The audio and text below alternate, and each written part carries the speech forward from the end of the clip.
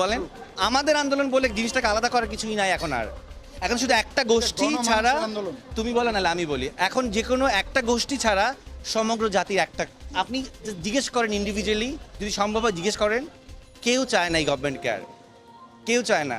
আপনি আপনার বাচ্চাকে রেখে বাইরে যাবেন, সেই নিরাপদ নয়। আপনি এই ঢাকা শহরে খেলার মাঠ নেই, বাচ্চারা ছাদে যেতে পারতেছে না, কেন পারতেছে না? হেলিকপ্টার দিয়ে গুলি করা হয়েছে। মিথ্যাইটা কয়টা সত্যকে আপনারা আড়াল করবেন?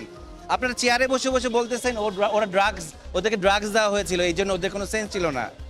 তো ড্রাগস নিলে আপনি মেরে ফেলতে পারেন? কোন রাষ্ট্রের আইনে আছে একজন ড্রাগ অ্যাডিক্টকে গুলি করে মারা যায়?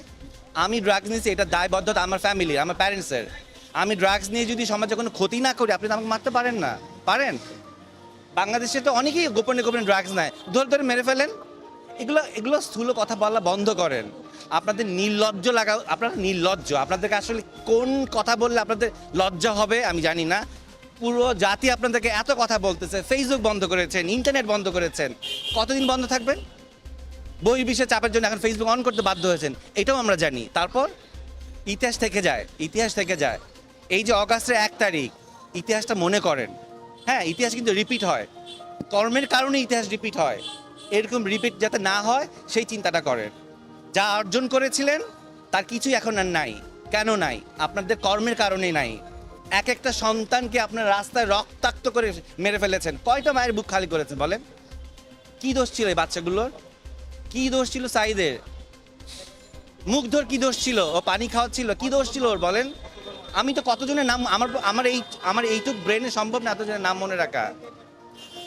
এইটা শেষ কথায়। আর মায়া কান্না, আমরা যেই সেক্টরে কাজ করি, আমরা ক্যামেরার সামনে কাজ করি, কোনটা সত্যিকারের কানটা? আমরা মিথ্যাকে সত্যি বলেই অ্যাক্টিং করি, রাইট? আমরা বুঝি কোনটা অ্যাক্টিং, জনগণ এখন বুঝে। এই জেনারেশনকে অনেক গালিগালাজ করেছেন না, এরা কিছুই পারে না, এরা মাদকাসক্ত, এরা সারাদিন অনলাইনে থাকে, কি দেখিয়ে দিয়েছে। তো লজ্জা লাগা উচিত। আমার এখন দুঃখ লাগে, যদি আমি এই জেনারেশনে জন্মাতাম তাহলে আর অনেক কিছু করতে পারতাম, কিন্তু আমি এই জেনারেশনের অনেক আগে জন্মিয়েছি। কিন্তু সেই দুঃখটাও আমার লাগে যে তাহলে আমি ওদের সাথে নিজেকে আত্মদাবাদ করতে পারতাম। 15 দিন ঘরে বসেছিলাম, বলবো কি বলবো না, মানসিক যন্ত্রণা, রাতে ঘুমাতে পারি না। আমি কেন আমার দেশে ঘুমাতে পারবো না? আমি কেন জানি না একটু পরে আমি এই বক্তব্য দিয়েছি, অনলাইনে যাবে, ফেসবুকে যাবে, টিভিতে যাবে, আমি আমার বাসায় পৌঁছাতে পারবো কিনা? আমার যাওয়ার কথা ছিল ব্যাংকে। আমি যখন জানতে পারলাম সমগ্র শিল্পীরা আজকে এক হয়েছে, আমি চলে আসি, আমি আমার প্ল্যান ছুঁড়ে ফেলে দিয়ে আসি, আমার ব্যাংকের কাজ সানডেতে করবো। কেন আজকে এসছি? আর কতদিন চুপ থাকবো বলেন? আমি আজকে নাই হয়ে যেতে পারি, আমি হয়তো বাসা থেকে ঘুমাতে গেলাম, দেখবো হয়তো পুলিশ আসে নিয়ে যাবে আমাকে। তারপর আপনারা কি করবেন? পরের দিন আপনারা দেবেন ওনাকে ধরে নিয়ে গেছে, এতটুকুনি আপনাদের দায়িত্ব, এর বেশি কিছু না। আপনারাও নামেন, আপনারা নিজেদের ক্যামেরা নিজেরা ঘুরান, বুমটা দিয়ে কথা বলেন। হ্যাঁ, বেতনের কথা বাদ দেন, চাকরির কথা বাদ দেন। দেশ না ঠিক থাকলে বেতন কোত্থেকে আসবে আপনাদের? ভালো থাকেন। চাওয়া কি? চাওয়া সমগ্র জনগণ যা চাচ্ছে তাই। এই রক্তাক্ত বন্ধ হোক, ধরপাকড় বন্ধ হোক, এবং নির্লজ্জভাবে এইরকমভাবে জাতির কাছে মিথ্যাচার বন্ধ হোক। ক্ষমতায় বসে থাকবেন না, কেউ বলবো না আমরা আপনি ক্ষমতা ছাড়েন। আপনার যদি মনে হয় যে ক্ষমতা ছেড়ে দেওয়ার সময় হয়েছে, ছেড়ে দিন, বাকি সম্মানটুক নিয়ে অন্তত বাঁচবেন। যদি আপনি ধরে আঁকড়ে বসে থাকেন, ওই সম্মানটুক থাকবে না।